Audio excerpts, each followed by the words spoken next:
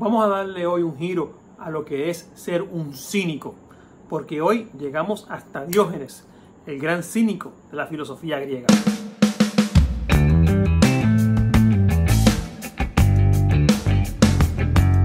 Lo más seguro hemos escuchado hablar de Diógenes y nos imaginamos una persona viviendo en un barril, rodeada de perros, pero realmente esas son partes de las historias que han llegado a nuestros días o hasta nuestros días de Diógenes. Pero la idea filosófica de él y lo que significaba y sigue significando el cinismo dentro de la filosofía es muy importante.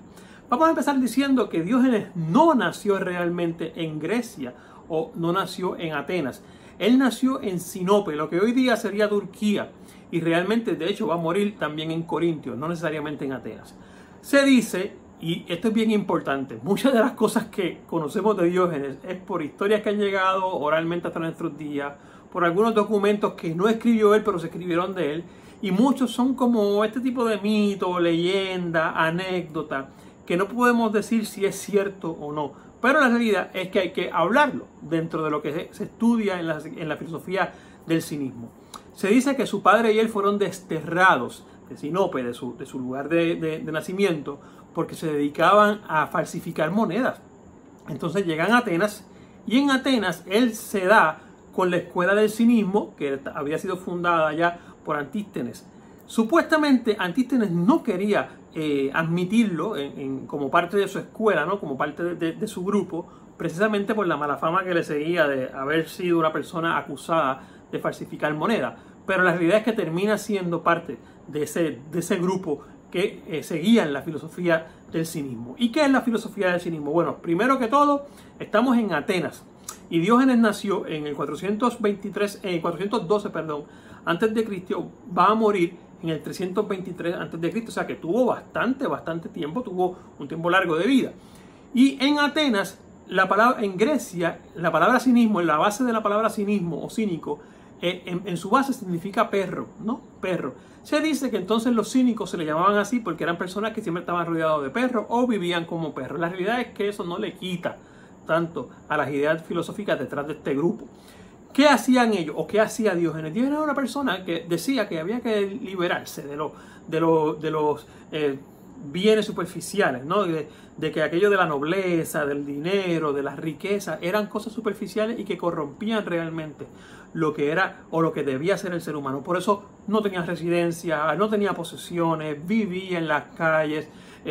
Se ha dicho, y hay muchas fotos rondando por ahí o cuadros en donde pintan a Diógenes viviendo en un barril, porque él no necesitaba una casa para dormir, solamente necesitaba un lugar donde poder escurecerse, o sea, taparse de la lluvia y del sol.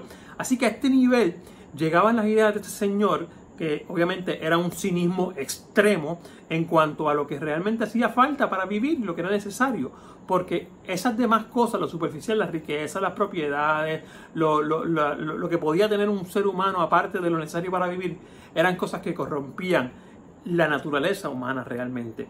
Se paseaba por las plazas, supuestamente dicen, o ha llegado a nuestros días, que paseaba con un farol, y cuando le preguntaban, él decía que estaba buscando un hombre honesto y no lo encontraba, obviamente. Otra de las anécdotas también que se cuentan es que Diógenes fue invitado por una persona a cenar en su casa, y la única regla que le dijo a la persona es que no podía escupir en el suelo, conducta que era normal en Diógenes. Se pasaba escupiendo en las plazas. Era una persona que en el día de hoy podríamos llamar sin respeto, ¿no?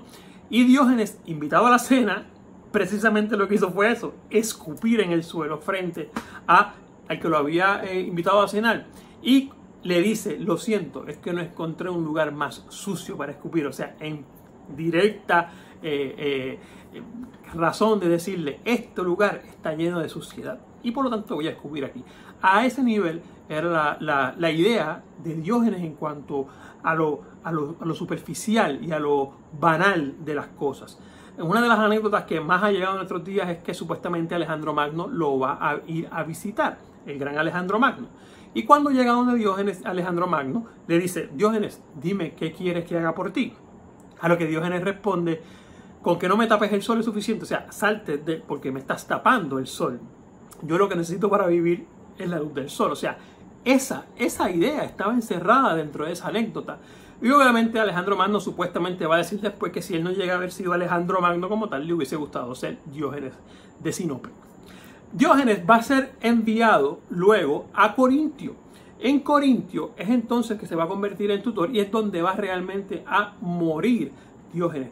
Las ideas de Diógenes, sobre todo las ideas de la escuela filosófica del cinismo, han llegado a nuestros días como eso mismo, como el ser humano ser un cínico ante las cosas que podrían parecer normales en una sociedad, pero que realmente son cosas superficiales. Porque la verdad es que no necesitamos una residencia lujosa para vivir, no necesitamos bienes adicionales en capital para vivir. Bueno, en la sociedad de hoy en día eso podría ser debatible, ¿no? Pero en aquel tiempo, en aquella Atenas, lo que le interesaba a Diógenes y a los cínicos no necesariamente eran esas provisiones o esas riquezas. Lo interesante de Diógenes es que aún desde Atenas estaba planteando unas ideas que nos suenan, y a los que hemos visto, a los que han visto los videos en mi canal, suenan a ideas de filosofía oriental. ¿Se acuerdan el yin y el yang, el taoísmo, eventualmente el budismo también? Donde el hombre se le invita a despojarse de los extremos, o sea, a no inclinarse a los extremos ni mucho ni muy poco, o sea, ir por la mitad, o lo que el taoísmo significa que es ir en el camino, o sea, desprenderse de las cosas superficiales, de las cosas banales, dirán algunos, para enfocarse en lo importante. En la filosofía griega, con el cinismo, tenemos una muy buena muestra de ese tipo de idea. Esto va a dar paso sobre todo a que existan otras corrientes de pensamiento, otras escuelas filosóficas que se basan en aspectos prácticos de la vida. Por ejemplo, el epicureísmo y el estoicismo, que las vamos a ver en los próximos 2 videos. ¿Por qué? Porque son filosofías que se basan en aspectos de la vida o en aspectos humanos de la vida, no necesariamente aspectos trascendentales. Nos vemos en la próxima.